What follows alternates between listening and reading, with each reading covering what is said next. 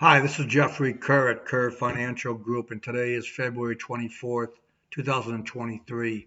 I want to start by saying that we're trying to keep the videos to about a 3 or 4 minute, so they're going to be shorter. But if there are any questions on any of the topics or subjects that we touch upon, feel free to call or email me for further information on anything that I bring up and don't get into. So with that said, let's start. Today's video is entitled "Lurking Risk." I think there's a lot of risk out there to be considered. We kind of know about it, but yet the markets have had a good start to the year. The Dow is flat for the year to date, was up 2.8% in January, so down about that much so far in February. S&P 500 is up 4.5% year to date, but was up 6%, so it's down a couple of percent in February. The Nasdaq's flat for February, up over 10% year to date, and in January, Russell down a little bit in February, up 9.7% in January. Having said that, we have had some news that's not been necessarily supportive of a good stock market. First of all, S&P 500 earnings.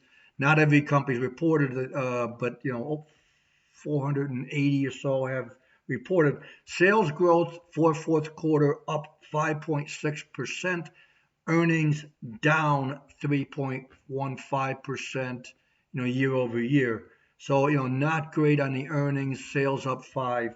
NASDAQ 100, which the NASDAQ's been leading the way in the stock market, sales up 3.25%, earnings down over 15%, fourth quarter year over year. So not a good sign. And both of these indexes, the projections for first quarter of 2023 are further decline in earnings. So again, there's the earnings and fundamentals necessarily are not supporting the strong stock market. Some of the things that just the inverted yield curve is in its record inversion between 2-year bond, 10-year Treasury bond, guarantees or has in the past always brought about an recession. So that's going on. Layoffs. This week, Intel, one of the largest companies, cut their dividend, and then they have a layoff. Mortgage applications are lower. Existing home sales reported this week have been down 12 consecutive months and are at the lowest level since 2010.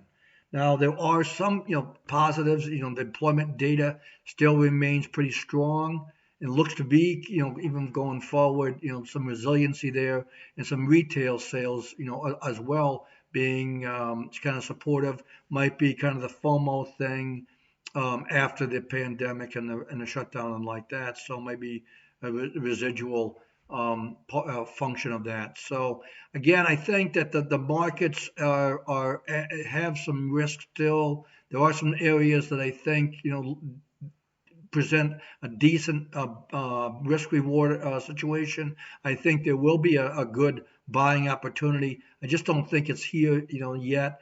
And returning to the newsletter from earlier in the month, we talked about how the valuations just, I think the stock market is pretty overvalued.